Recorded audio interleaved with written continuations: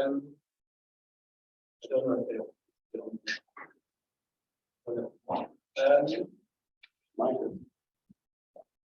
there are lots of people who are interested in it.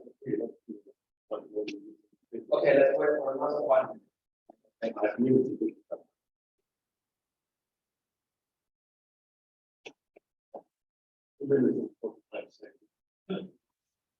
Yes.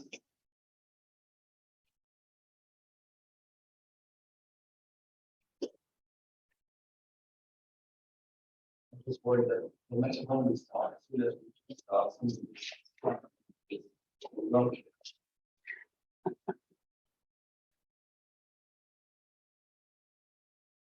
They're just waiting for us. Exactly. One minute.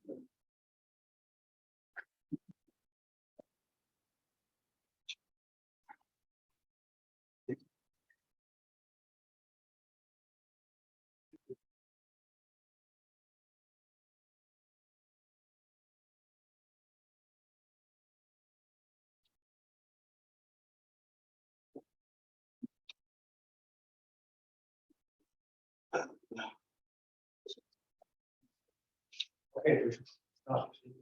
First, is this somebody's adapter that was there in the wall section? The recording adapter? Already claimed for the ship. Anyway, so welcome to this afternoon talk, which is apart from the workshop, the very last one of this program on this afternoon. Anyway, I have the honor to welcome Stannat from Berlin, and he will talk about Infield's approach to filtering basically, I think. And this is we will also have some of the co-authors later on in the workshop, and we'll add okay, thank you very much. Yeah, thank you very much for the introduction. So I will talk about joint work, as already mentioned, with these three people. I think Sahani and Sebastian are known to the audience mostly. Sebastian Erdl is a PhD student with me. He works on some kind of stochastic analysis of ensemble canon-based filtering algorithms that approach occur in this, let's say, course of the talk. So this is about three papers. One is in, together with Sahani and Sebastian in Science Journal of Optimization, Control and Optimization. The other one in Foundation Data Science with Sahani, and the third one is Sebastian Erdl. Okay, so this is so. I think you have heard. I'm sure you heard about mean fields in statistical physics. Usually, the term mean field is used as to describe a model reduction technique. So you have, let's say, a particle system, interacting particle system, quite complex, and you would derive, or you would like to derive effective dynamical equations for low-dimensional observables, right? And because mainly situations where you can think of that the dynamics of the observables will rely on the superposition of, let's say, on the microscopic picture of the interaction of many, for example, agents or particles in your system, and the observable could be seen as a statistical average, for example. This leads to, let's say, the terminology mean fields or field. And here, the perspective is completely different. So we would like to start with a macroscopic equation, which drives actually the posterior distribution of the macroscopic signal. And we would like to realize this equation as what we would like to come up with a stochastic process whose distribution actually replicates or just is given by the solution. So it's the opposite way around as you would usually think of this term. Okay. So I just start with a little say, introduction saying what is the essence of the approach. So basically, this is the general framework of relation estimation problems. So you estimate, so the problem is to estimate the signal, let's say taking values in RD or some function space via noisy data. So that transformation of the signal plus some measurement noise, which could be dependent or independent, doesn't matter at the moment. And the observation could be, let's say, p-dimensional or let's say a function of some domain, spatial domain. And in order to make this approach working, what we need, of course, in applications is the model for X. So the model that, for example, generates the signal could be an ordinary differential equation, stochastic ordinary differential equation, PDE or SPDE. And that usually produces some prior distribution. And what you always also need in the Bayesian estimation approach is the distribution of the measurement errors are the conditional probability of Y given X. And I would like to think of this in this talk just by giving to this density where this L is just look like what lines look like. And dy is just the d. And then we all know how to produce, given these two data from the prior and conditional probability of the measurement error of the posterior distribution of the signal X to observation Y, just by the space theory. And this is what it works in practice. So imagine that the prior just puts mass on 4 equal positions signal, but the measurement just concentrated around this point in space, and you have some information about the variance of the measurement, and we come up with this posterior distribution. What are the conditions for using a completely information What are the conditions for what? Yeah. for getting about the particle? Is your picture hints to the fact that No, the prior is that's- really Yes, and it is. It is. No, No. So, so that's my question. yeah, the prior would, okay, so from a practitioner's point of view, you should take care that the support of the prior is large in order to be able to catch the signal by the observation. So if you put the prior, if you put the support of the prior too narrow, the real signal is out of the support of the prior, you have no chance to get it. Okay, and then you have all kind of numerical disabilities in the Sorry. No. So next thing is about the Monte Carlo approximation of the posterior distribution. So in stochastic analysis, the people came up, say 20 years ago, I would say in the late 90s, 25 years ago actually, with so-called sequential Monte Carlo approximations. So that is basically conceptually the following thing. So you think of n copies of the signal, which we talk about as particles, or we know by particles. So for example, I mean, the trivial case that would be independent with common distribution by the prior one.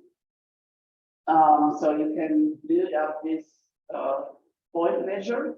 And this point measure then is so-called the empirical measure of some particles. And if they are independent, watching what distances, they will be a good approximation of the prior distribution. And then you would reweight them. So passing from the prior to the posterior distribution, you have this measurement density. So you evaluate measurement density at the positions of the particles. That gives you the weights W. And you pass from the unweighted particle system to the weighted one. So you just attach to any particle the corresponding weight, and you normalize that. You have to get the distribution, and that is then but that is some approximation of the posterior. You can justify this by the law of numbers, for example. So the drawback of this approximation is that the weights might be general for most particles, which requires that you have to resample the particle system after quite some time, and that causes additional variance or additional,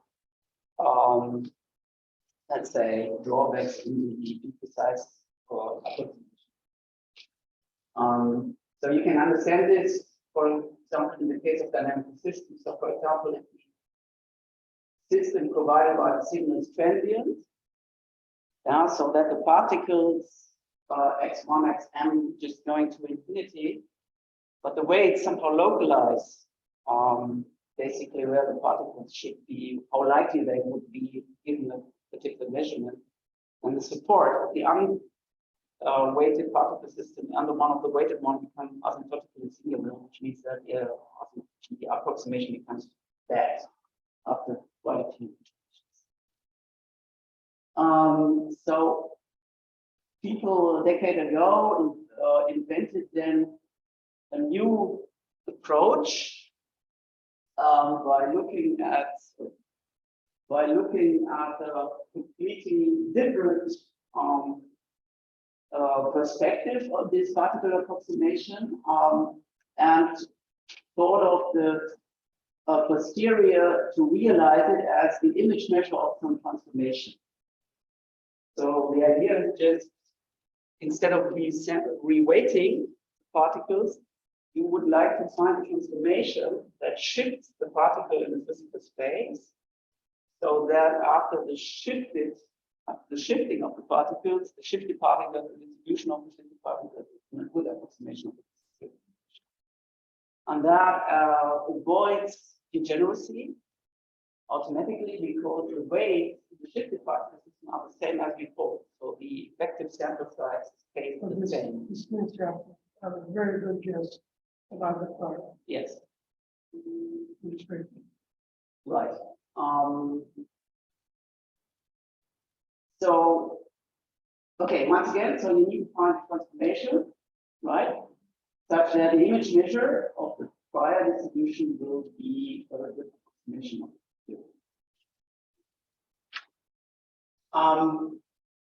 If you think about the, so I now stick to a particular scenario where you start with that probably refers to what you're saying. A simple situation where you have a density distributed image, right? And in that case, you can compute the density of the image measure just by using the field variance formula for the big measure, right? We all know this. And if you recast it in this scenario, this is given by this so-called motion equation. It's a fully nonlinear equation, which is in particular notoriously imposed, because what you can always do is you can multiply your transformation with measure preserving transformations, in the domain of definition or in the image, doesn't matter. It doesn't change the solution, because you are looking, as long as you are looking at measure valued, measure preserving transformation. Measure preserving is the determinant. Right. Is the Jacobian one. Exactly. So that would be it's like out to the left or to the right, depending on what kind of. So the theory here is to try to find solutions that are Right. So first of all, this gives you some implicit description of the file, but you don't have any additional information, no hand on it, right? So it's fully nonlinear. I said it. It's non-unique. And now here comes the point. So I would like to think of this. So we would like to think now of scenario where we can impose uniqueness. These scenario I would like to call them constraints. They are somehow infinite dimensional constraints at the moment. In general, you cannot, let's say, come up with a general theory, but we can do something if we are going to find structured data, which is the following scenario. Suppose that the likelihood is small. Yeah. So the exponential, so e to the minus L is the measurement density. If you think later on of time discretization of time between signals, then typically this likelihood will be of the order delta t. The delta t is the time discretization. Okay. So if you assume that this L is small, then its exponential is close to 1. And so it's reasonable to make an extension of this transformation in terms of the identity, which does nothing, plus a small perturbation, k. And k is actually later called the Kalman gain. That's exactly the Kalman gain you know probably from filtering.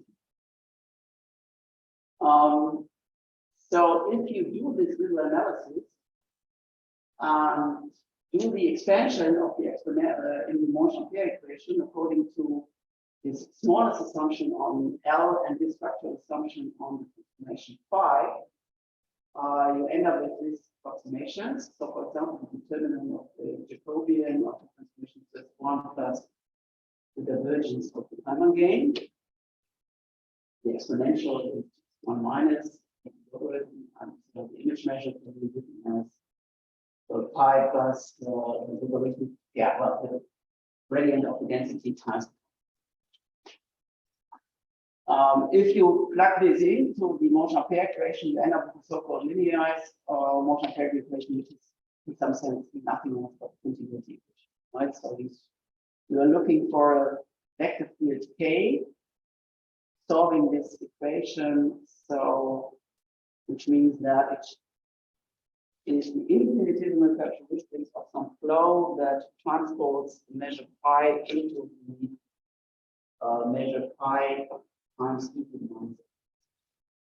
Because this exponential comes from integrating the ODE provided by generated.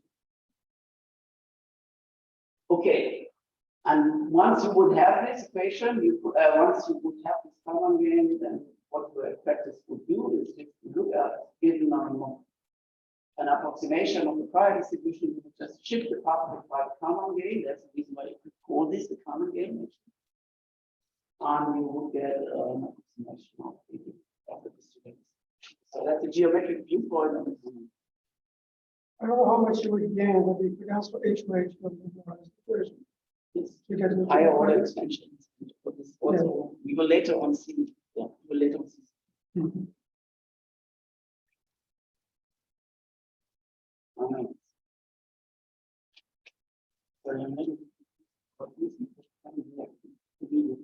Okay, so one constraint to impose uniqueness would be to look at gradient type solutions. So I'm looking at the Kalman gain in terms of the gradient of a potential of some function. Okay, and that turns the continuity equation into a second order equation, elliptic equation. And I would like to think of this as a weighted Poisson equation, because if that weight would be 1, then we would have a classical Poisson equation. And the class is equal to some side.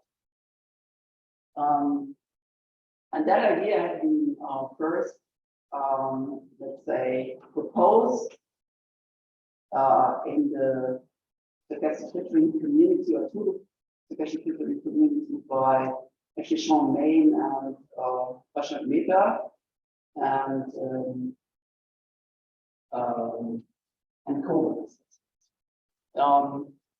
So if you are familiar with this Poisson equation a little bit, then you can come up with a formal representation of the solution. So basically what we're doing is you can represent the phi solution of this Poisson equation such that the gradient of the phi gives you the Kalman gain, the desired transformation. So you integrate it up to 0 up to infinity along this semi-group. The semi-group, you should see the perturbation, first order perturbation of the Laplacian. In stochastic terms, you can think of this as a Brownian motion with some logarithmic drift. And that's exactly what you should think of this transformation, right? So you want to shift the particles to, let's say, the large values of the posterior density, and that corresponds to, you want to impose the drift on the Brownian particles, which are given by the logarithmic derivative of that shifts particles to the high modes.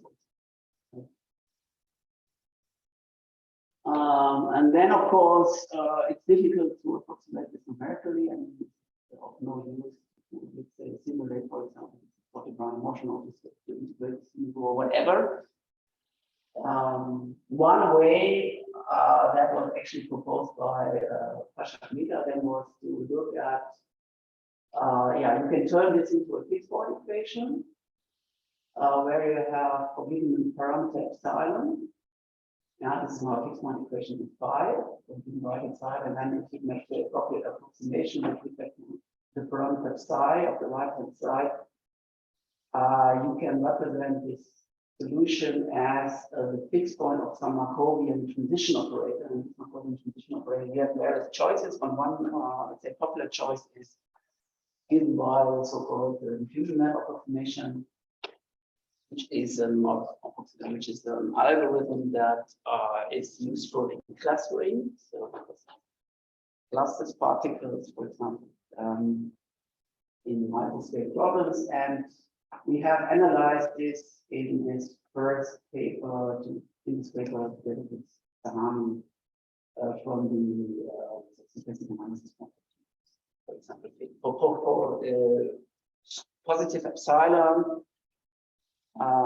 So in principle, you have to take then the limit epsilon to 0, but that is, let's say, largely unopened from the mathematical side. Of course, you can do it algorithm. Sorry, this is a solution to the linearized. It's not. It's not to the full motion pair. Yeah, you will see later on that the linearized is taken the correct one in the time continuous case. Right? I agree. Yes. So because the infinitesimal characteristic, the derivative is the same. Yeah. Right?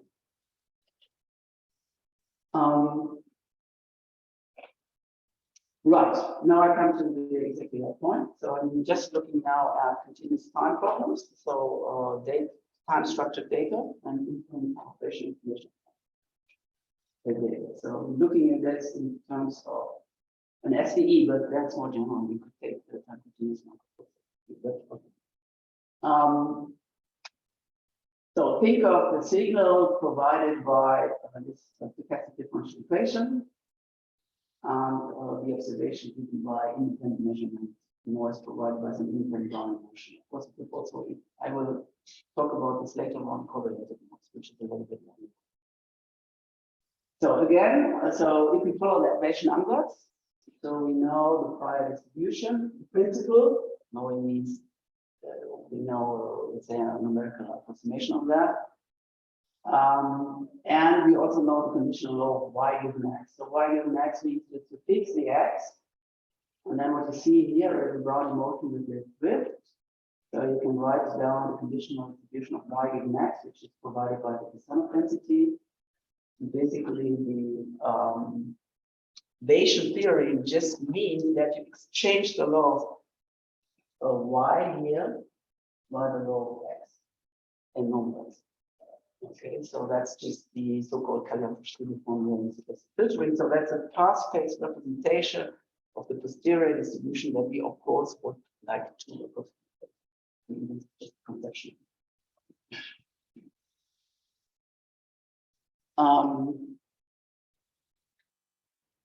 Right, you can use that also to derive some stochastic partial differential equation that drives the posterior distribution. That's easy to understand. So if you know the posterior distribution given these observations in continuous time after time t,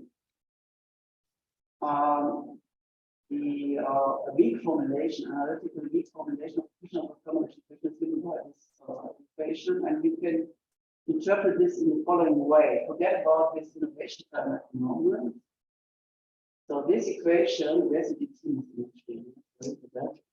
is just a Fokker-Planck equation in weak form.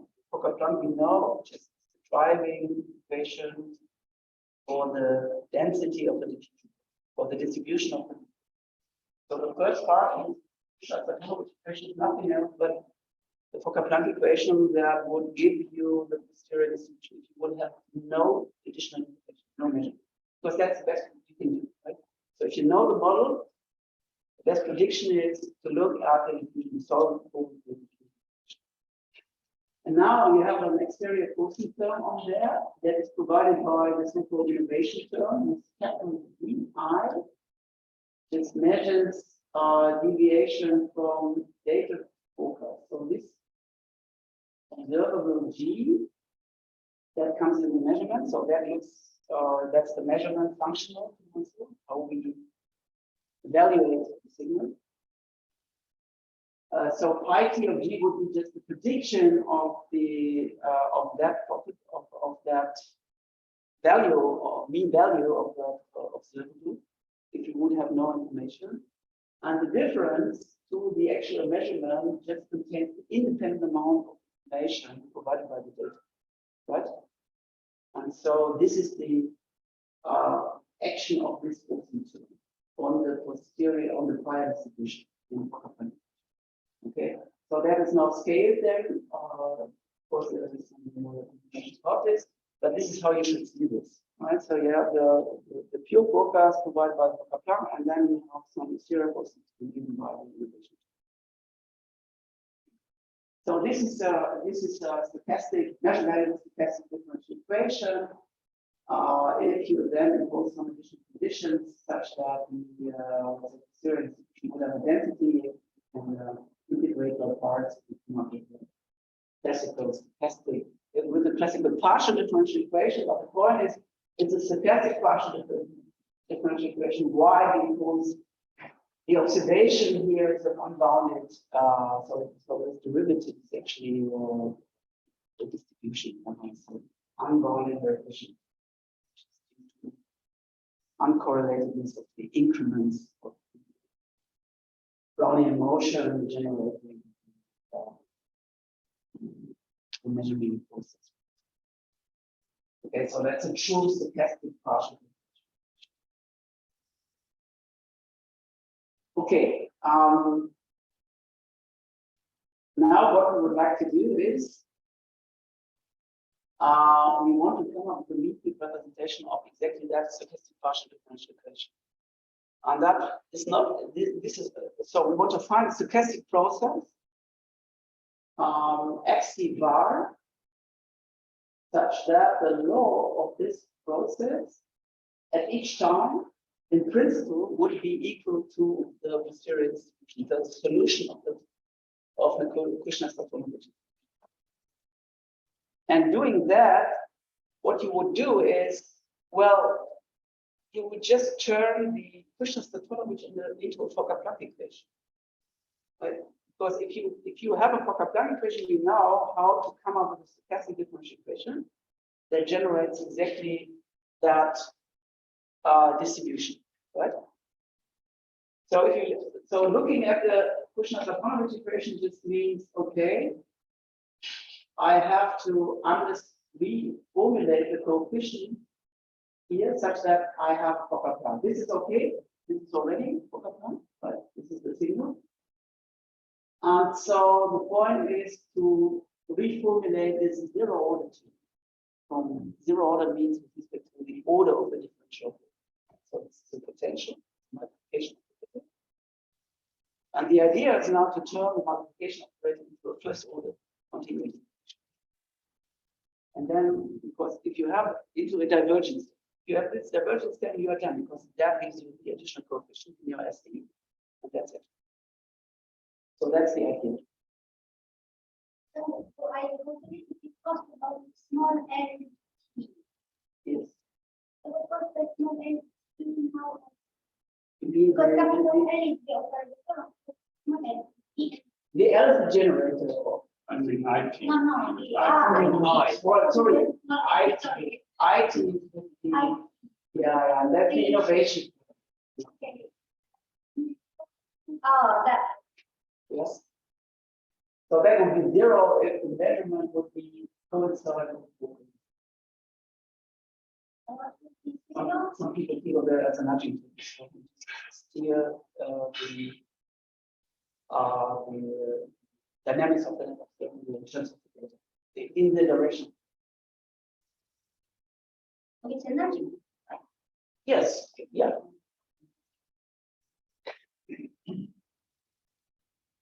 Yeah.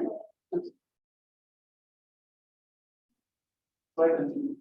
So the idea is to rewrite zero order term to return the question of the which is now, and then you have an idea of the corresponding statistics.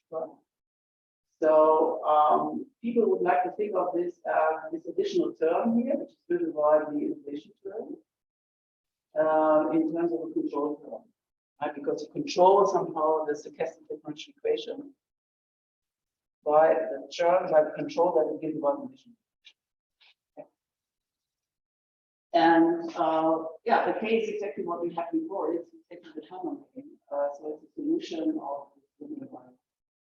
So it's a zero order because it's not related for pi involved. In the previous. No, yeah, there's no derivative at all involved. Yes. Okay, but it's not linear in pi, right? Also, yes. It's not Because you said here at the bottom, no, this is the actual, this is the term. yes. Yeah. So what the pi down is. And that actually makes it non-linear at the end. So the process is not a Markovian process. So Yeah, it's fine. yeah, I just anyway. So this process is not a Markovian process in the sense that the coefficients are independent of the solution. We just evaluate the coefficient at current position is, but the coefficient also depends here on the control term on the whole distribution of the solution. And this is called a so-called McKean class of equation. And that's actually the class of equations that show up as mean fit limits of interactive particles. So think of something like pressure or something like this, gas theory, the time evolution of the macroscopic particles, the molecules actually, or think of better to say, think of the Boltzmann equation. The Boltzmann collision term actually describes the interaction of the particles due to collision, and let's say bilinearity of the Boltzmann term depends on the distribution, actually the joint distribution of two colliding particles. And then the so-called propagation chaos theory tells you, well, we make the assumption that particles that collide are independent, so that allows us to replace this joint distribution of the colliding particles to the product issue. That's it. That gives you the Boltzmann collision term, and that's exactly the same type of equation that show up here. And that's why I call this a mean-field representation. Correctly, so the pi t is just the distribution of the x bar. Yeah, that is that. Purely formula. Yeah, yes. Okay. Formally should be okay, and then you have infinite problems, blah blah. Blah. It's not a theory. We are following.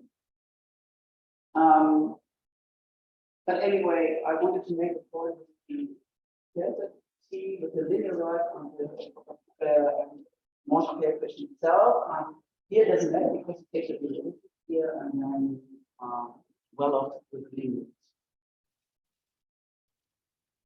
Okay, so there was some let's say problem with how to interpret this differential in this equation. Because the problem here in stochastic terms is that both the innovation term as well as this flow pi t is of unbounded variation. So pi t eats up the measurement of itself. So they are both. So we have here principal product of two processes of unbounded variation. And you have to figure out whether the, let's say, this so-called economic differential, which basically describes the product of two increments of the process, and then you have to turn these products of two increments into a delta. So you have some kind of lower order correction terms, which can be well defined in terms of in the context of theta calculus. Most know this, but you might not. And So in the literature, there was a lot of, let's say, ambiguity in the algorithms that have been proposed, which deal exactly with this kind of correction terms here. And that's actually the achievement of Sahani, who really clarified the picture, because this Stefanovic differential in this respect is only meant with respect to that variable, but not with respect to that definition. And that leads to biases in the numerical. Okay, examples so of this type of representations of the institution have been proposed very early already by some who took up the so-called perspective of the common game by looking right, what is the control perspective here? Well, remember you have this conditioning. This conditioning says you multiply by e minus something, normalize, and you can look at this conditional measure as the infimum of some entropy function. When you look at the correlation information theory, you add the potential, and then you realize it as the unique minimizer of that function. And if you play this game a little bit further, then you come to a various so-called variation factorization of that condition. Later on, many people jump on this. In particular, I would like to mention this paper by Christian and Sion. They didn't look at the Kalman game in terms of gradient type, but they took pi times the Kalman game as a gradient type. Because then you turn this, instead of the weighted Poisson equation, you just have an equation of the type of Poisson of something is equal to the right hand side, and then you can, for example, apply the if you are on the unbounded domain, which is the new potential, and just write down, or be a Serrano, if you want to write down an explicit integral from the solution of that, but you buy all kinds of numerical issues. And I mentioned this paper because they looked at smooth noise approximation. You couldn't identify them. So in that sense, the progress here is also that we could also clarify the limit procedure that happened. Why? Because there is some ambiguity here. Don't remember, I mean, this meeting representation is by no means unique. You can add any measure preserving vector field here as a machine. That doesn't change. It's like that the non-uniqueness in the Monte equation, and different choices of vector fields actually lead to different numerical algorithms. These are, let's say, some of them. We are not able actually to identify them specifically, how they really look. But we have a conceptual jumping. Yeah, finally, just talk a little bit about particle approximation. So we have now a conceptual process. Conceptually, we have identified a process that should give us a sample of the serial distribution. But now we have to resolve this nonlinearity. So we have the dependence of the control term on the distribution of the solution. So we have to come up with some numerical approximation. One numerical approximation in the spirit of statistical physics would be to come up with an interactive particle system in that way. So you replace the distribution phi t by the empirical distribution of some particle picture, particle systems, interacting particle system, and this is the resulting system of coupled stochastic differential equations, where the interaction actually is here in the time game with respect to the empirical distribution, and also of course the empirical distribution of the or the observable, the expectation of the observable.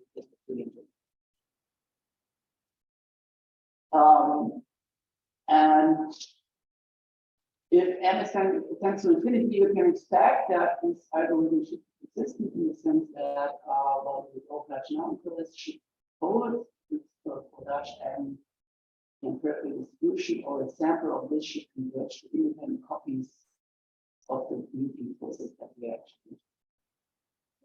That's propagation case we start, from. So now we are back in the classical setting of mean field limits, right? So we have now a system of coupled stochastic differential equation, and we are looking at the limit. But the limiting equation is also the equation. And the mathematical, so this is a very difficult problem. The mathematical problems that turn up here is you have, first of all, prove if you really want to come up with the mathematical analysis. That the Kalman game, this coefficient is well defined, it's being regular. You can really solve this one-to-one equation. And then once you have the Kalman game, you can write down this stochastic differential equation or the mean field analog. But then you have to ensure well-closeness of the equations as well.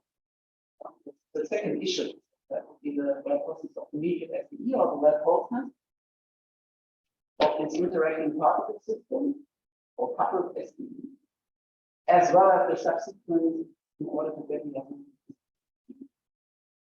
convergence of the particles. It's fair to say that at least the points 2 and 3 are completely open up to, of course, the So we have.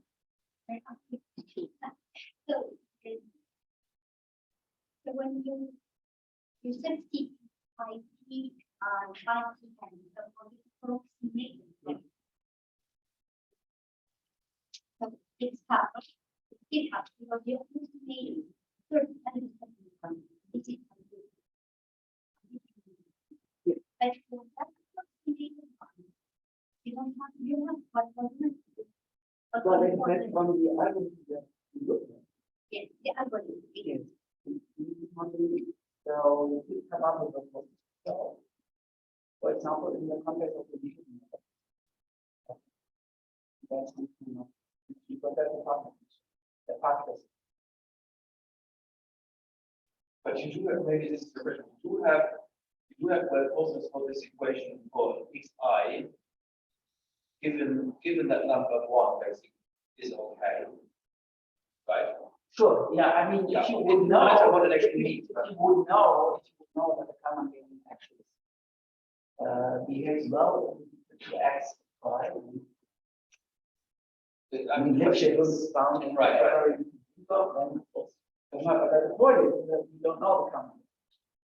Comes from the solution of PDE. And the coefficient of the PDE depends on the posterior itself. So you need to understand the properties of the posterior a priori. And that is composition. And that's the point. And you don't know, okay, fair. So that's some kind of also vicious circle. Sorry, yeah. Some kind of vicious circle, right? Maybe there is a key when. Yeah, sure. I will come up. Oh, Right, oh. okay.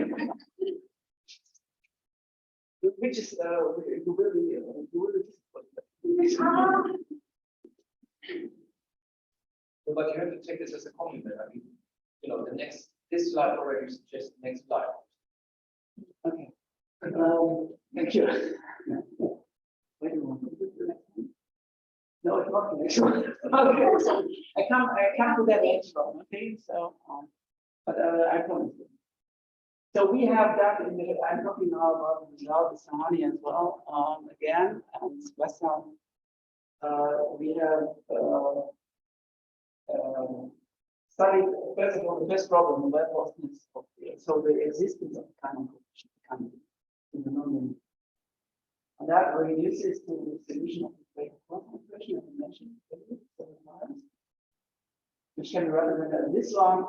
So if you are able to prove an exponential of the C, right, this percentage can vary, and then you can, if you're familiar with function inequalities, then you know that you can formula the inequalities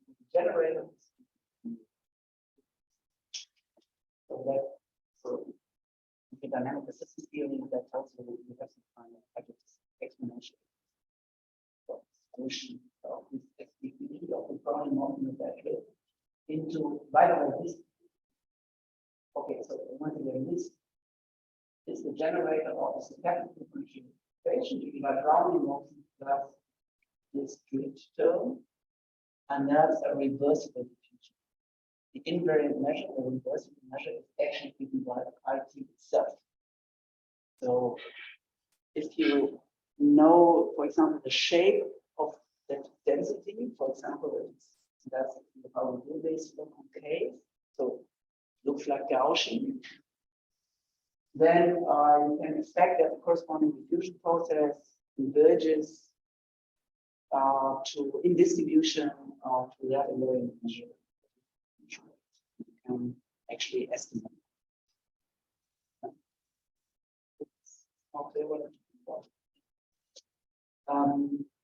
So this is the so-called Poincare inequality. So that's the functional inequality that controls the variance of some observable, the effect is the distribution by T. T is fixed by the way, in terms of the gradient. Yeah.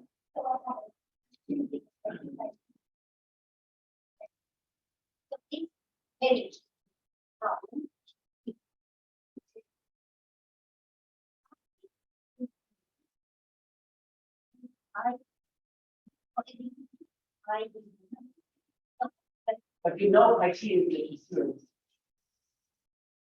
To be found, still it isn't known.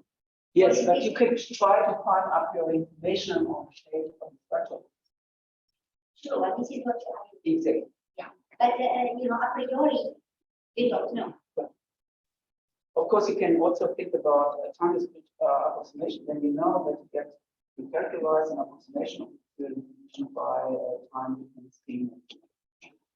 Always forecast with a Markov chain, you forecast according to discretization of the SDP, then you condition with the corresponding data you observe at time t, then you make another step forward step as well, and condition as well, which is called analysis step and data simulation. That is going to zero in the time simulation, you converge under large, under weak assumption, average assumption. So you can get some information on the arguments of the structural properties of on the structural properties of the stereo distribution by looking for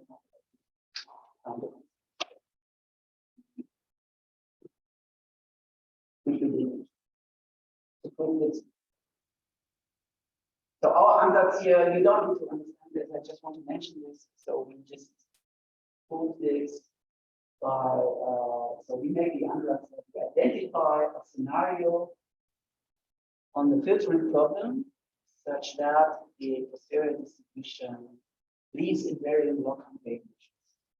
And once you have that, and we also have a control on the locality of that potential here, and sorry, on the convexity content of G, of course, and that is the immediate information in K.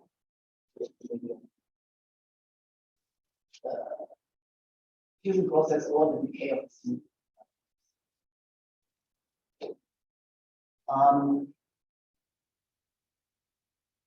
Right, so that's one technique, and here's a theory. You don't have to understand this.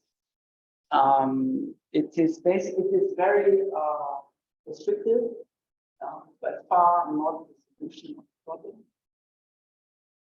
Basically, we are restricted to a case where the signal itself is of gradient type, and the measurement is the potential here that is made up of the convexity of the signal and the precision of the measurement. So you can say a lot about this potential because that gives you basically stability properties of the stereo in terms of supply distribution. So that has also some additional importance in Bayesian inference. Well, the convexity of that potential actually enters basically the locality of the series. So yeah, I have to what B is. The V is just a definition. So it's made up of the Laplacian of F. Capital F is the small f is the elliptic, I understand. and the G is actually the measure. And you see the Yeah, okay. So this object has to be yeah. And you should understand the following. So, how does what are the stability of the posterior file? We all know, probably, know this, ergodicity of the signal imposes some stability of the posterior distribution, right? So the signal would be ergodic in the sense that it converges to some fixed target distribution. Then, in principle, after some time, you could throw away the measurements. You could just say, well, the unique ergodic measure of the signal process is my posterior. I cannot do better. It's some, if you want, so some stationary approximation. But there is, and this kind of stability. In a somewhat perfect model. Yes, and this, yeah, stationary. And this is reflected in these first two terms. So ergodicity of the signal process in the class of stochastic differential equations can be formulated with this potential. Why I cannot explain now, but this is well known in Gibson sample equations. And then, but we have another contribution to the posterior, which is the measurement process. And the measurement, and that has been overlooked for quite some time. The measurement process also induces stability. The more precise I can measure the signal, the better this is for the stability. Think of the extreme case that I have no measurement error at all. Then I would throw away actually the priors. Should just jump on the measurement.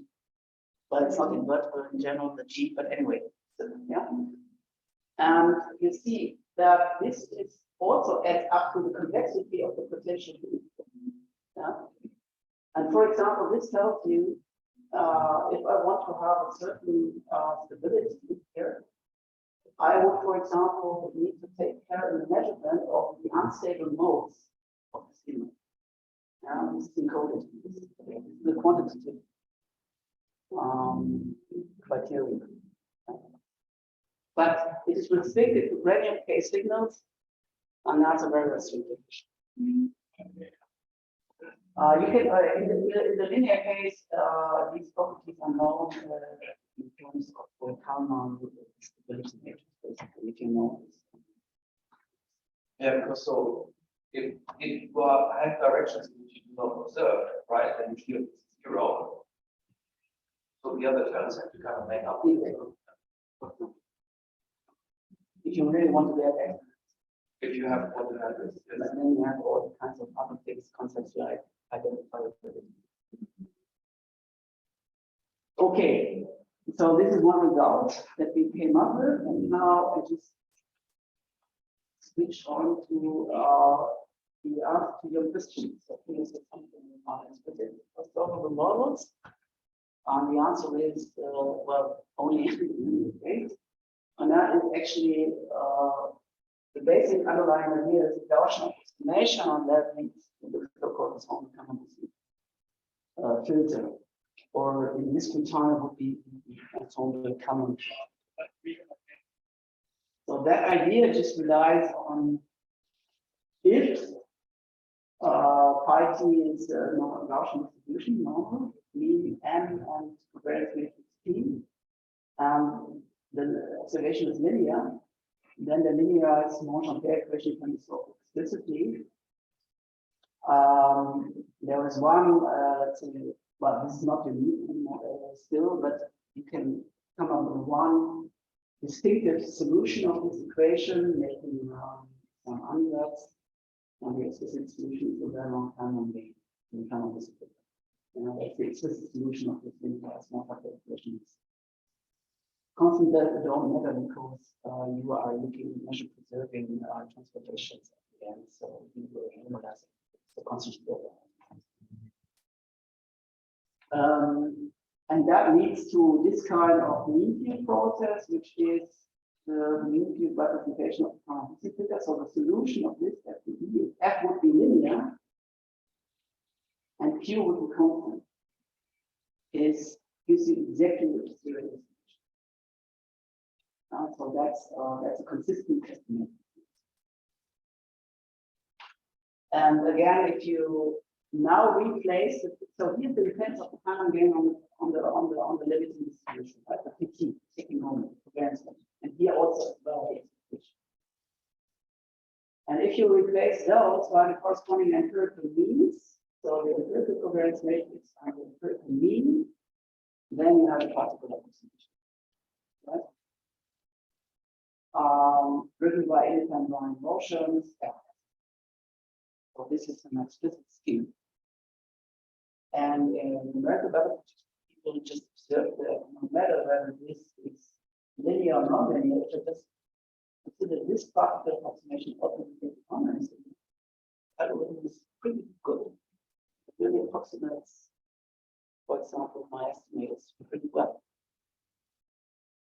And that triggers this business ensemble common based.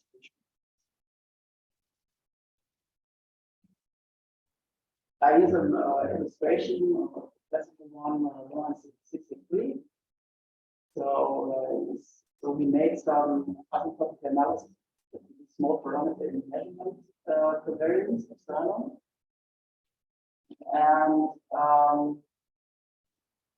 yeah, so you don't need to understand this precisely, but it tells you basically you can take 4 particles here. And the empirical mean of the particle, and here this red line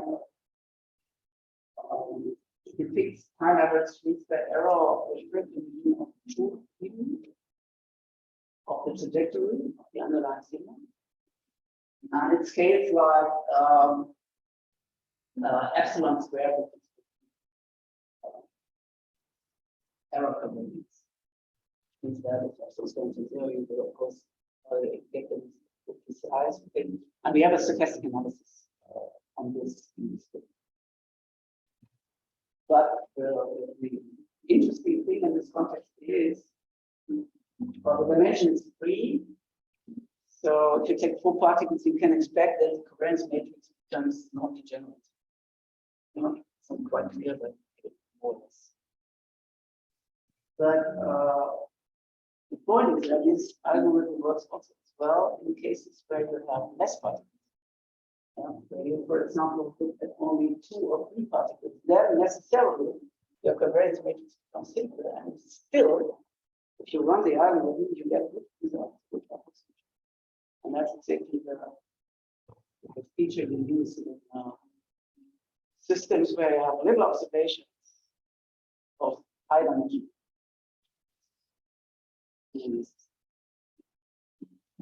And so still, I would say there have been a lot of work about this to come up with results to explain this along the following lines. So you, for example, decompose your signal into stable and unstable modes, and pretty along the line of what I was talking about, the stability properties of the series. You can think of this also now on the particle approximation level. So you decompose the signal into stable ones and unstable ones, and if you, with your G or with your particles, take care of this unstable mode, then you can do something. You can expect this anyway. So there's, let's say, much beyond. And can you eliminate the stable particles from the block? No. So the analysis is about there is stability in the observation space and stability in the state space. Stability in the observation space is simpler to get. Doesn't mean that you really get the right estimate. And that has been done by collaborators of MIDA. Time is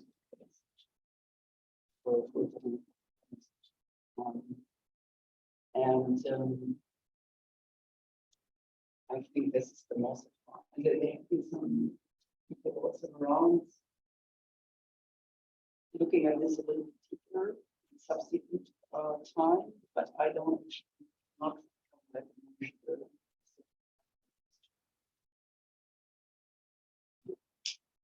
still, this is, I think it's fair to say that still there's some.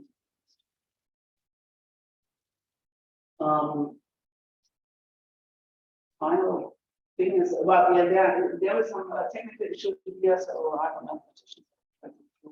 So the feelings, but the difficulty with this interacting particle system is that it has coefficients of cubic roll.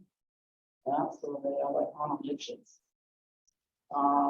But they have some, yeah, some nice intrinsic function given by the covariance matrix itself. Because covariance matrix is actually what you would like to stabilize in your enrichment problem, and that actually is also transported on the level of the particle system. And you can come out with some kind of differential inequality from this, for example, for the trace of the empirical covariance matrix. And yeah, okay, so by some standard, well, not so scientific to get no instance Q. Coefficient of Q. So it's an intrinsic stability in interacting particles coming from the underlying extension.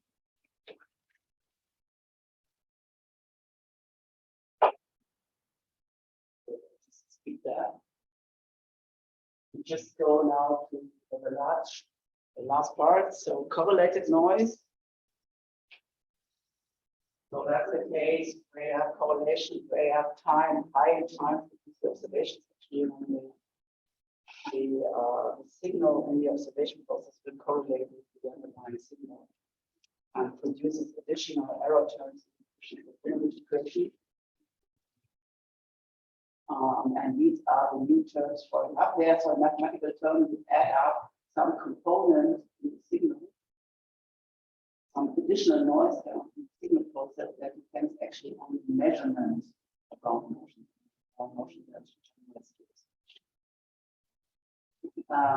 And that leads to another additional correction term in the Kushner equation. And the corresponding mean field representation is given by the underlying equation where you get an additional drift. And this additional drift term is nasty because it involves basically some, well, I come to this. Basically, you have to take the inverse of the empirical covariance.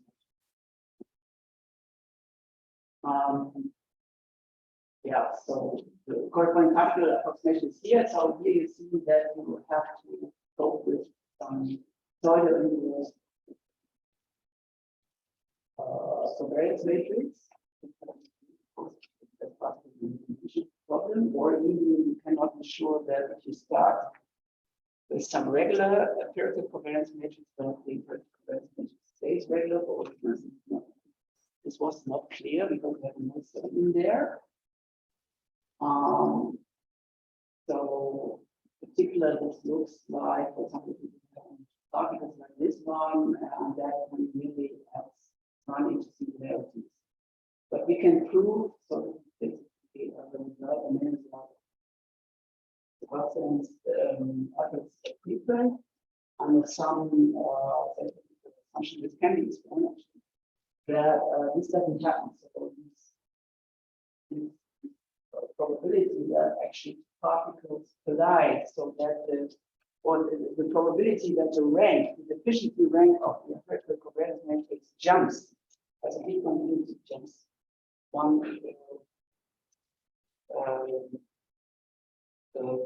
dimension up, is actually on this board something we have not really understood yet why this is so. In the underlying particle, the geometry of the underlying common game, which is basically encoded. Okay, so this is nevertheless true, and you can then prove that falseness also of this from common in the correlations. But the proof is problem. Final thing is the mean field limit. It's of course not probably what people in applications would consider, but we need to look at. So that would be the infinite particle or limit. So n is the limit. Infinity.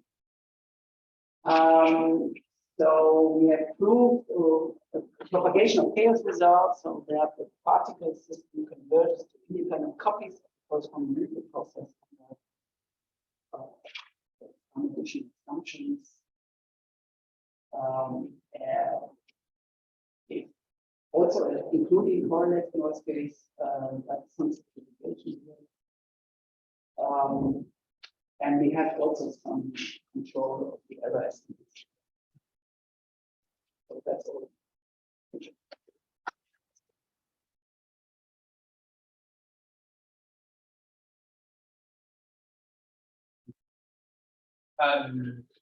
More questions still? Yeah, sorry, so I missed, the correlated noise, what exactly is the correlation between process and observation or time correlated? No. If you time correlation, all of the business control you can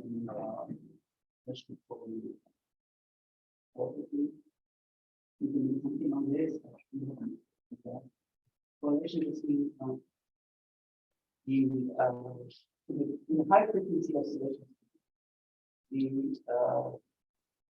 To integrate up actually basically the signal, and that means that why the observation together can have additional correlation. This has to be taken care of actually, probably because otherwise we might not. And I'm not use this in your model. And the mathematician came out with this kind. I'm not happy with it. It's better to say, well, all the engineers actually do it, and just write two dry motions there and like correlation functions in dry motion. But this is the way that I've done here. All the mathematicians make this correlation.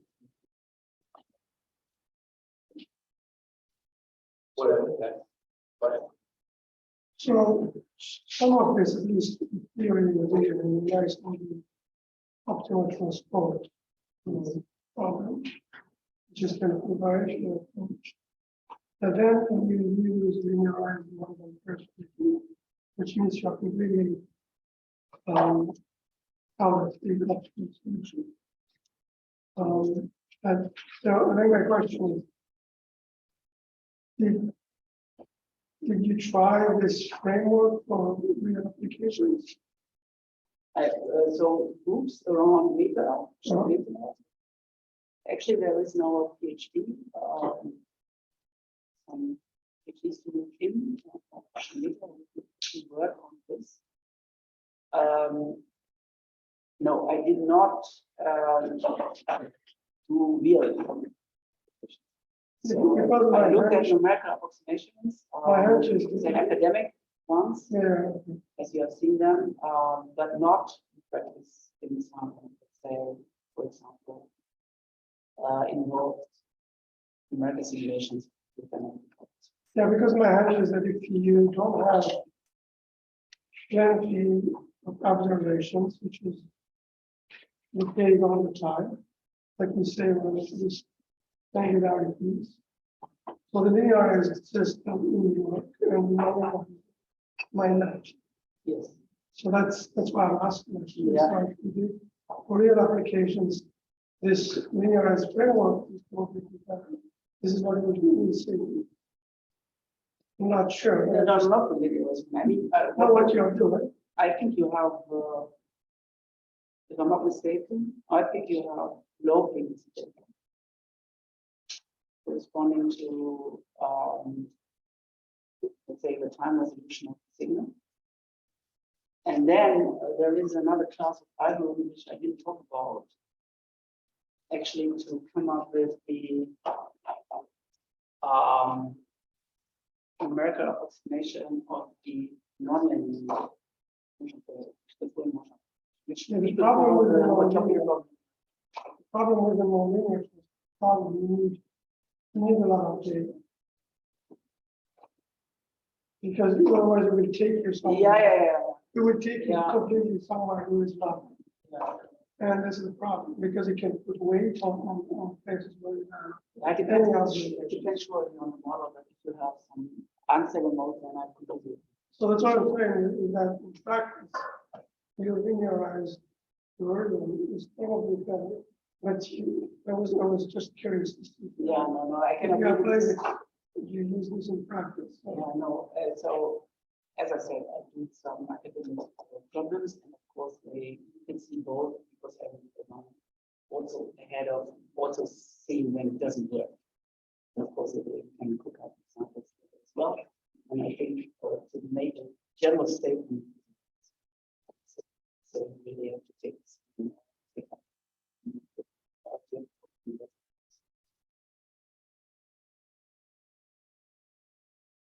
All right. I just have a question. So, especially in this theory, there's kind of a link that I didn't quite get. So when you make the limit m to infinity, then in the it's not the Poisson curve, but the linearized Montampere version. You need basically a smooth version of pi, right? No. It's integrated. Yeah, no. I mean, in principle, you would, yeah, no, you are right. No. Right. So you can think of partial approximations of quantum. Yeah. So in that sense, you would need to understand the solution of the quantum equation in mechanical physics, all this kind of thing. So there is all kind of difficulty because you pass from that very interesting. You pass from, but you can expect this because you will have a second order differential. Okay, you gain some order. Yes. That's exactly that you can expect it to be continuous from -1 h9 to Yeah. But that's actually a very good question because it's the source 99 in these. And I'm not sure whether we can. As I said, I did not use not well in the limits of the particle of the discrete problem to the continuity. Yes. But this is so the final result was correct because there you have one cell everything there behind some kind of Gaussian explanation. There you have this. Okay, so yeah. Just quickly, so just that we have to dash actually to the math department. We do have displays for basically the whole day, right? There are no further specifications, but if you wanted to have a discussion, whatever, yeah. Just because I'm running, you don't have to run as well. you know,